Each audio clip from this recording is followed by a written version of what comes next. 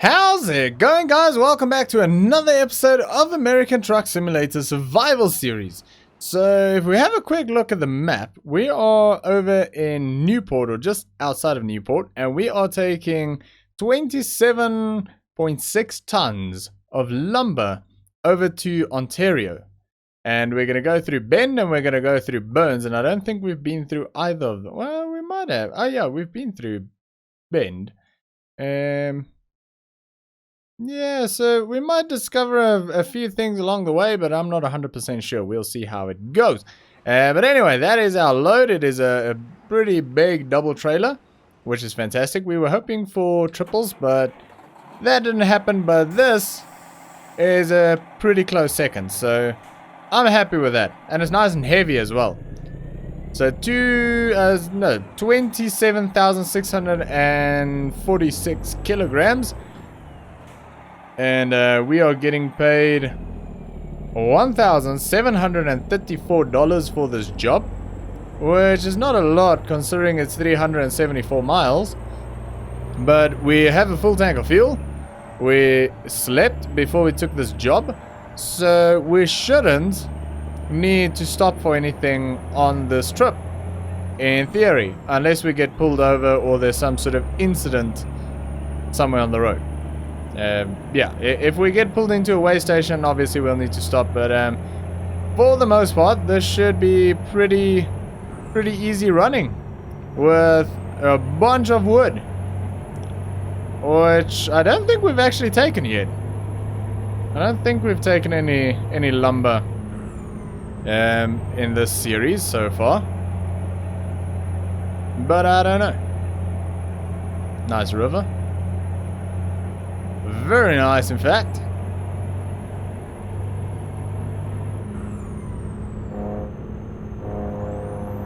Left turn ahead. That is where we dropped off our previous load, where they're making paper. Turn left.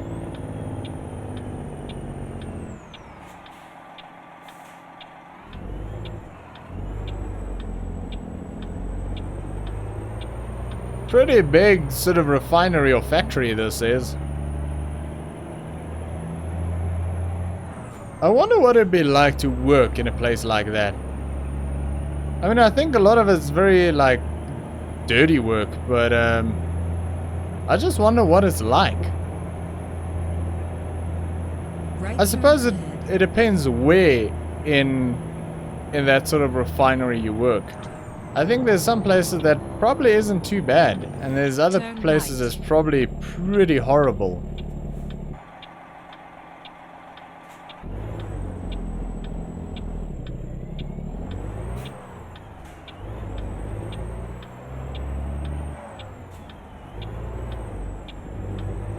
I suppose it's like, I don't know, a power station or mining or things like that. I'm thinking like a coal power station, or yeah, a mine or something. I suppose it's also going to depend on what type of a mine it is. But I think there's some jobs in these places that are absolutely horrible. But then I think there's jobs that could actually be pretty interesting and pretty fun. But I don't know. They might all be horrible. I don't freaking know. Deep Grove. Yeah, I think it'll be pretty interesting to go into some of these places and in real life, you know, and see what it's like, see what these people do on a day-to-day basis. I mean, I've been in a bread factory before. It smelled so good, but I was also like, I think like 7 years old, so I can't remember much of it. We're talking 20 years here, 21 years ago. So I can't remember much about it. The only thing I remember, it smelled damn good. Trust me, as a hungry 7-year-old, I mean, whew, that was amazing.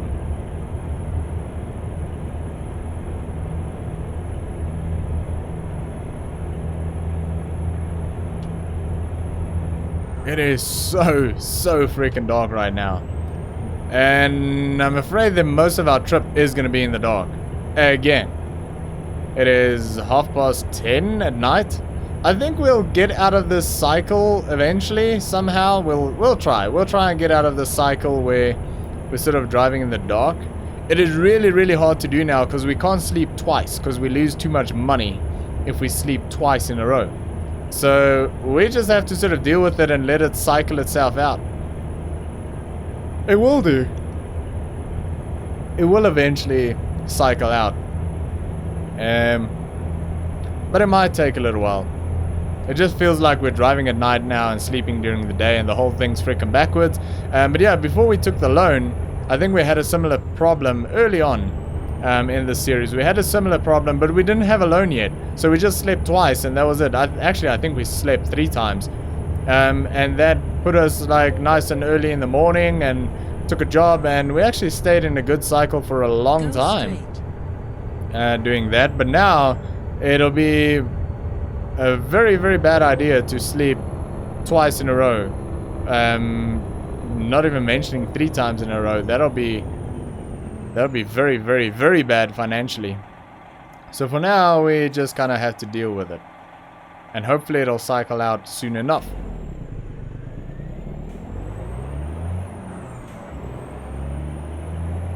Oh, this truck looks familiar. Is this that blonde lady again? She's going too quick. I can't see. Although I think her truck was bigger. Same color, but I think it was bigger.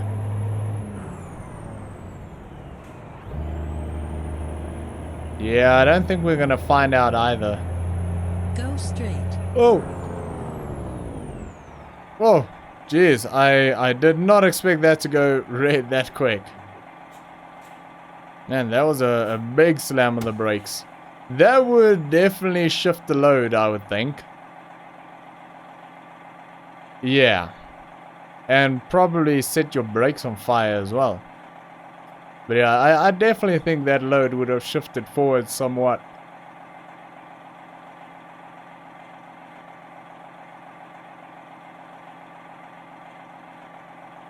Alrighty.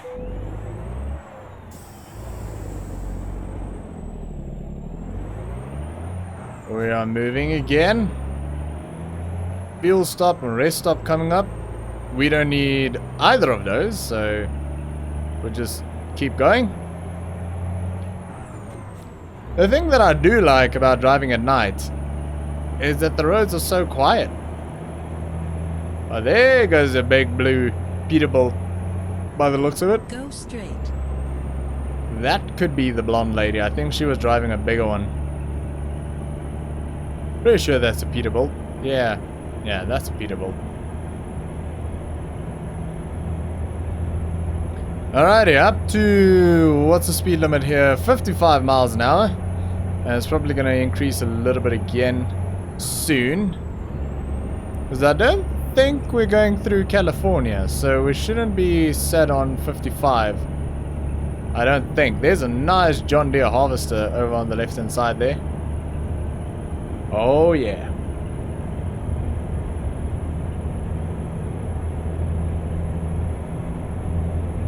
I don't know if I was a farmer, if I'll just... Ooh, that's an old truck. If I was a farmer, I don't know if I'd just leave my John Deere harvester in the middle of the field overnight.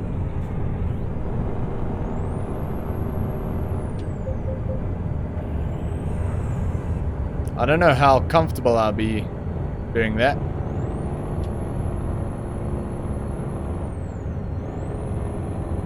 Well, I mean, if you lock it and you take the key out, I suppose it's fine.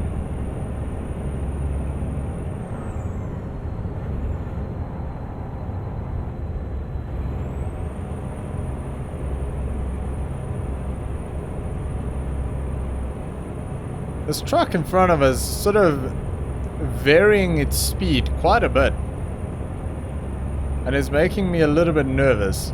Because we have got a big load, well, a heavy load. And we can't just slam on the brakes. But I don't want to go too slow, because then as soon as we catch an uphill, we're going to have some momentum issues.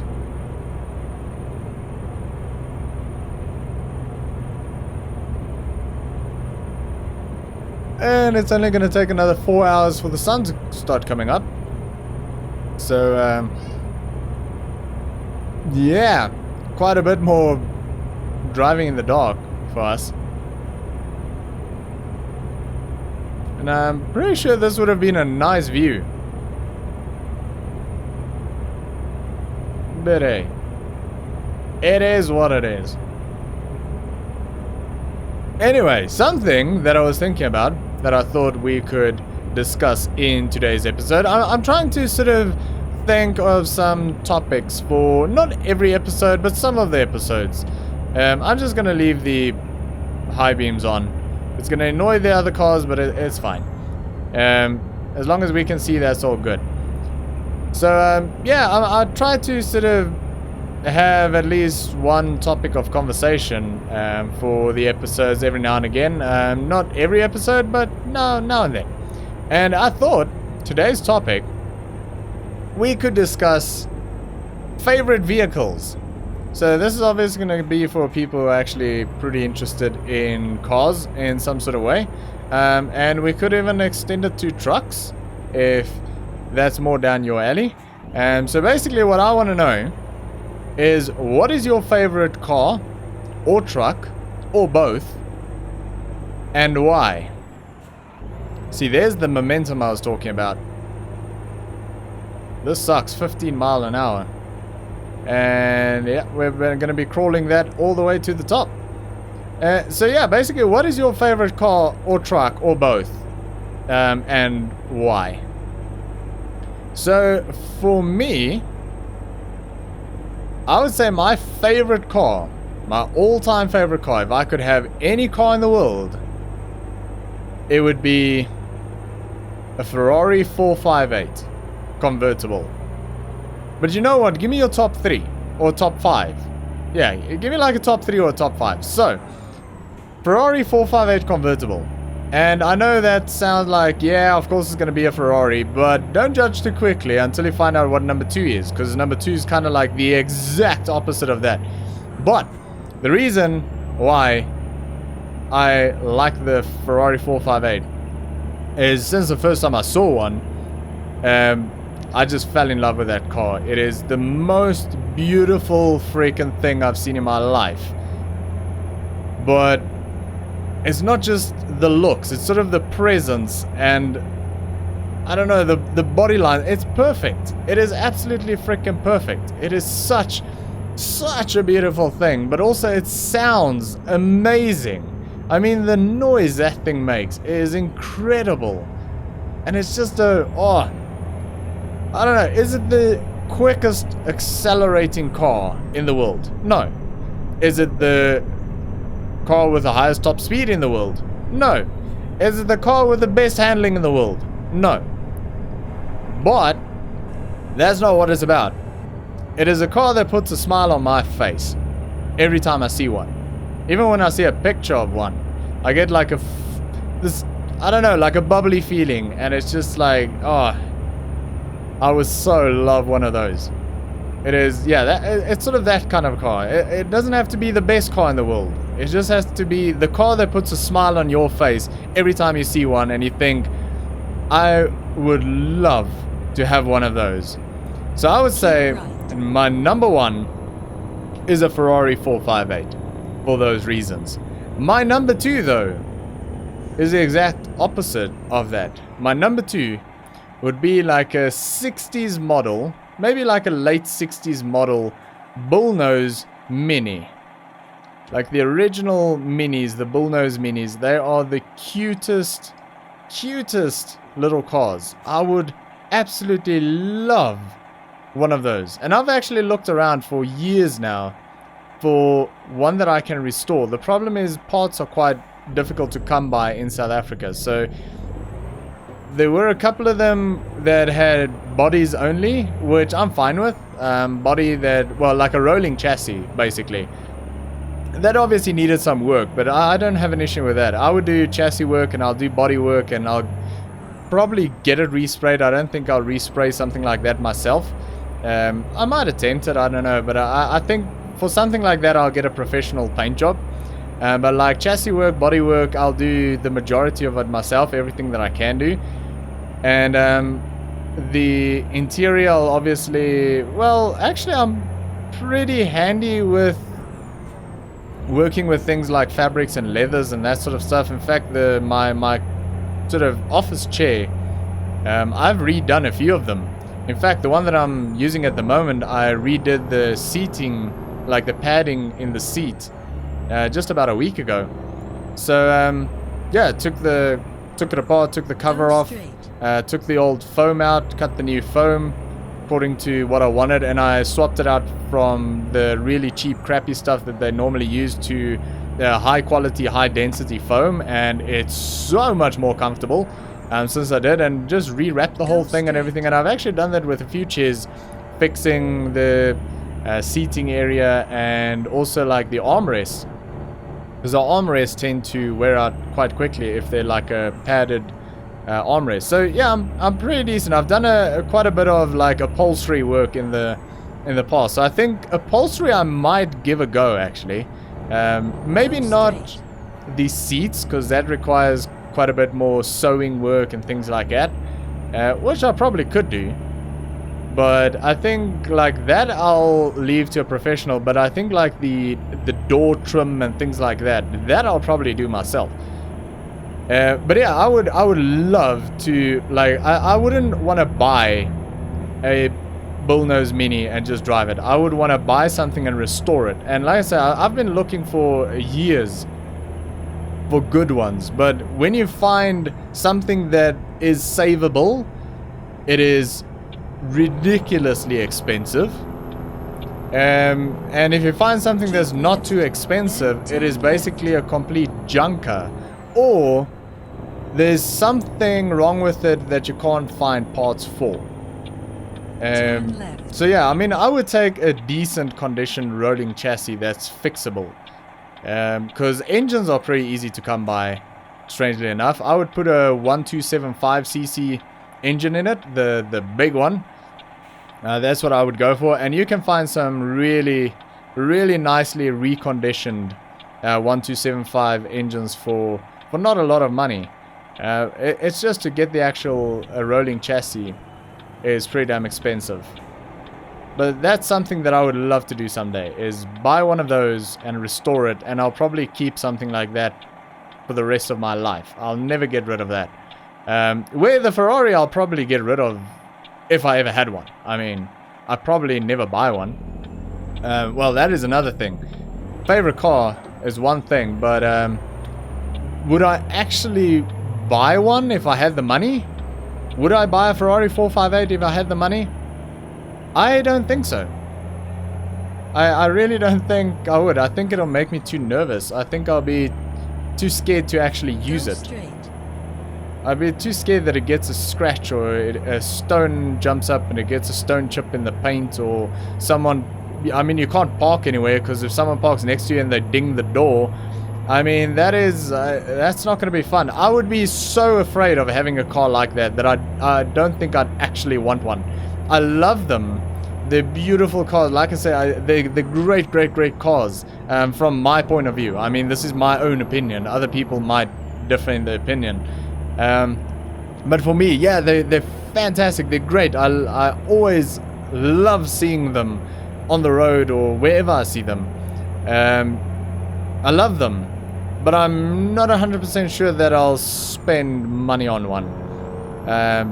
Not that I have the money to buy even a wheel nut for a Ferrari 458, but if I had the money, I don't think I would buy one. Where a Mini I would buy, and I would restore it, and I would keep it for a long time, and I would restore it to like a original factory condition as much as I can, because I really do enjoy doing things like that. And then my number 3, and I'm probably gonna get a lot of hate for this one, is an R35 Nissan Skyline, or GTR as they're more commonly known. And no, I'm not a fanboy of the GTRs, but I really do like them. I like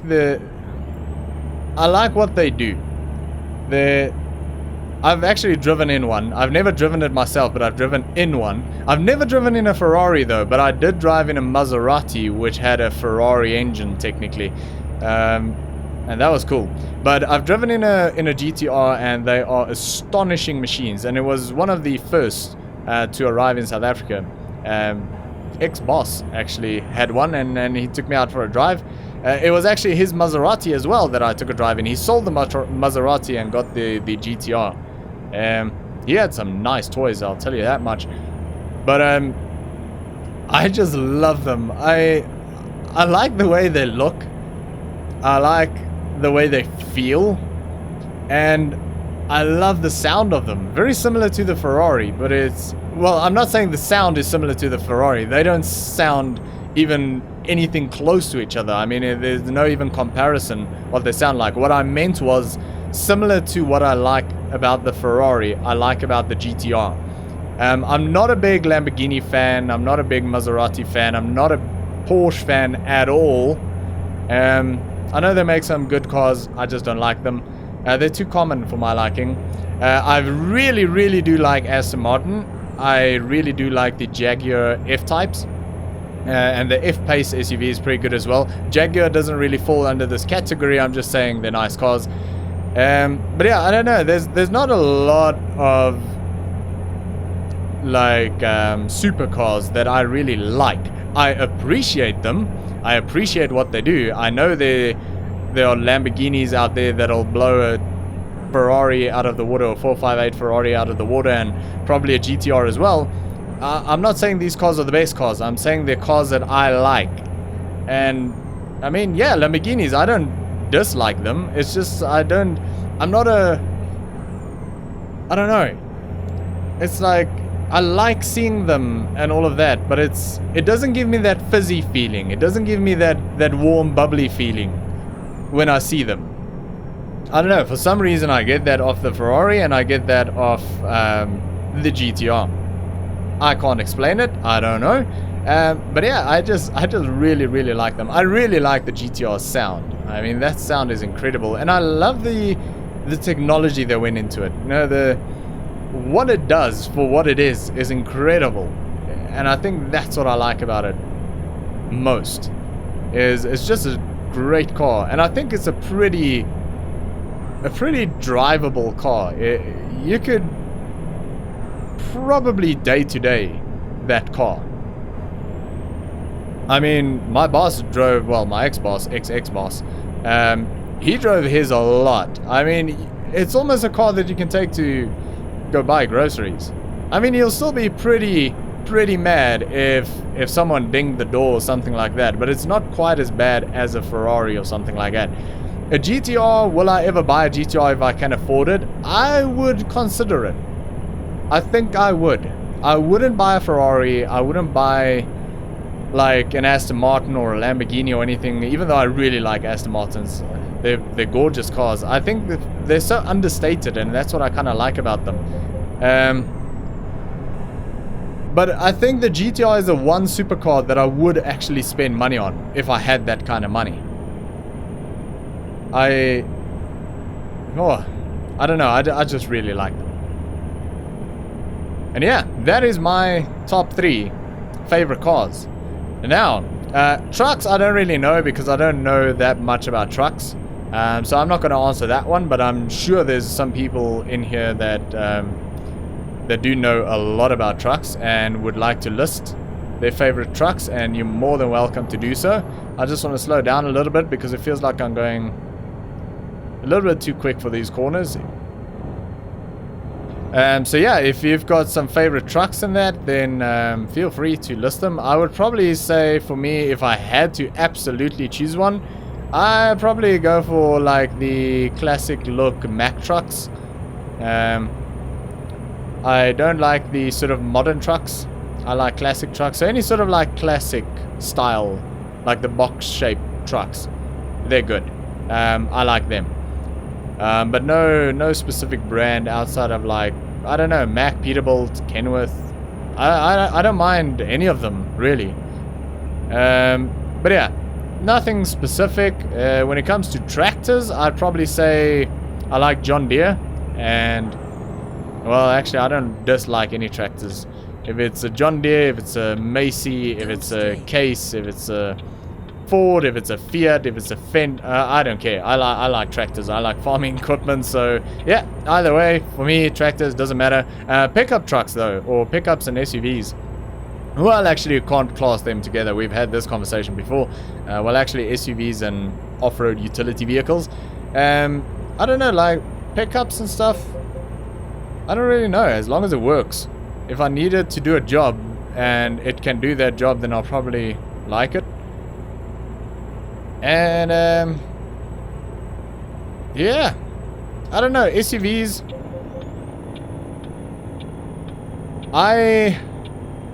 If we're going for like road going SUVs, sports utility vehicles, I'd probably say my favorite would be a Range Rover. It doesn't really matter if it's a Range Rover or the Range Rover Sport. I just like the Range Rovers. So I would say my ideal SUV would probably be a Range Rover, some sort of Range Rover. If we're talking more off-road utility vehicles, more beefy sort of SUV style stuff that you can actually take off-road, then like serious off-roading. As most of you probably know by now, I drive a 3.2 liter turbo diesel Mitsubishi Pajero, and I really do like them. They're great vehicles, and that would probably be my number 3. I'm gonna say number 3. I'm thinking maybe number 2.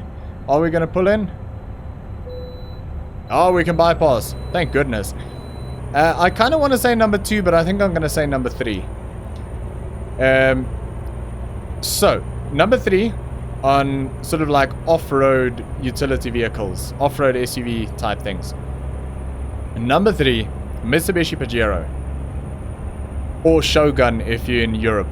They're called Shoguns there.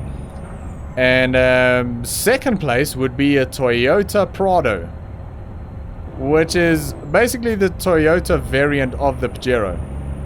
And the reason why I would take the Toyota over the Mitsubishi, even though I absolutely love the Mitsubishi and I drive one, is I think the Toyota build quality is better. I think the interior in the Pajero is nicer. I think the seats are slightly more comfortable, but I do think the build quality in a Prado, a Toyota Prado, is better than the build quality in a Mitsubishi Pajero. And you only need to take them off-road to figure out what I mean. Take a Prado off-road, quiet.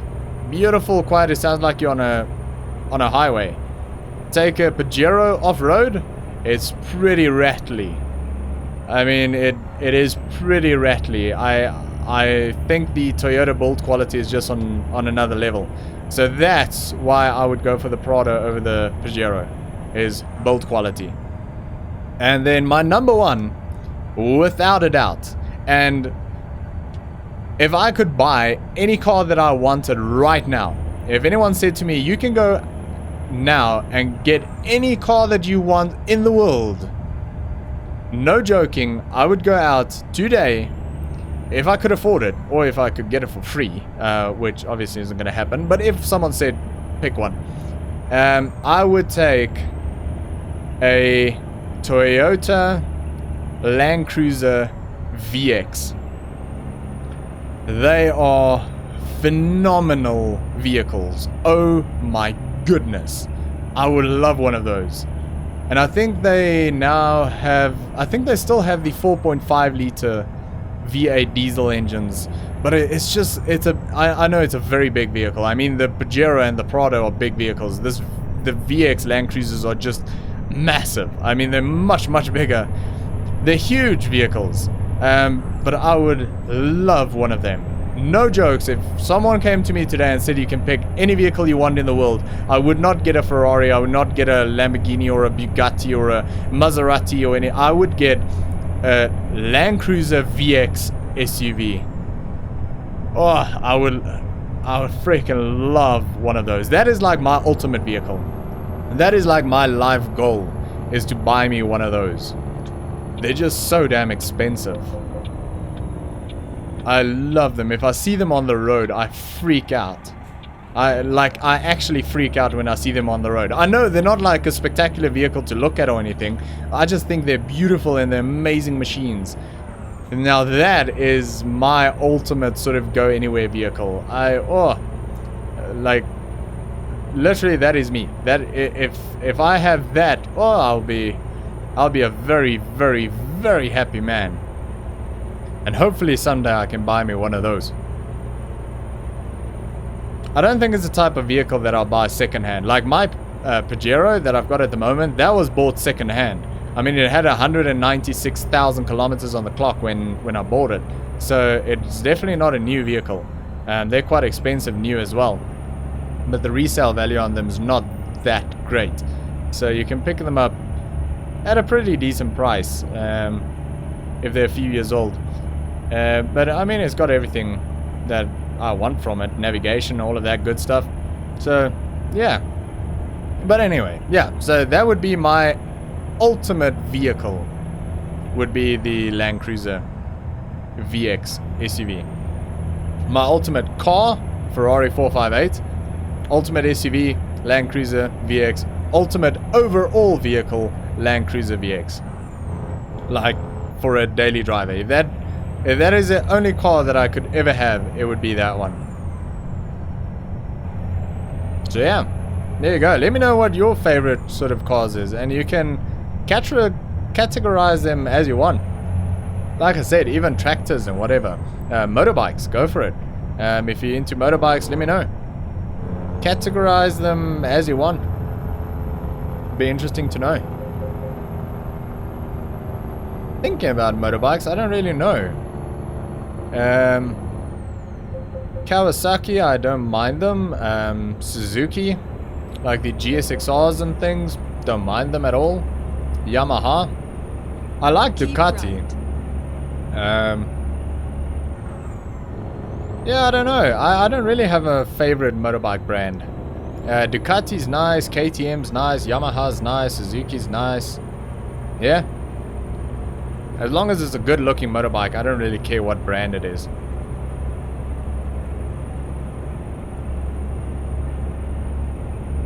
So yeah, that is basically me.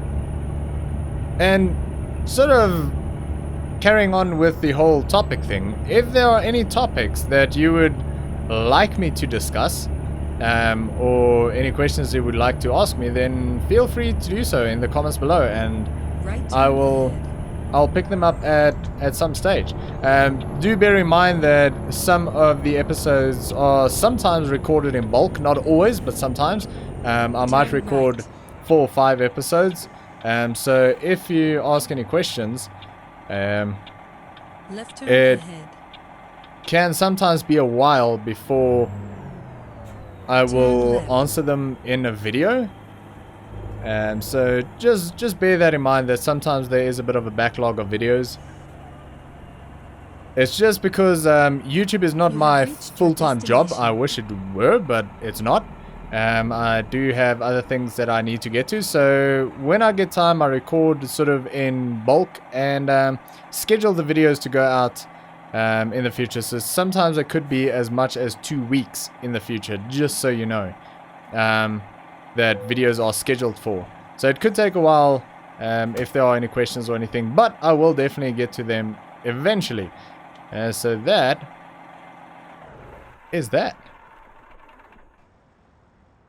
Let's disconnect, see if we're gonna upgrade here. That was a very easy trip. I like that one. 81.6 gallons of fuel, 8 hours 40 minutes, 374 miles, and oh dang it, we're gonna have to do another job. 492 XP, but that is fine. Where are we actually? Freight market, Ontario. Gypsum. That is interesting.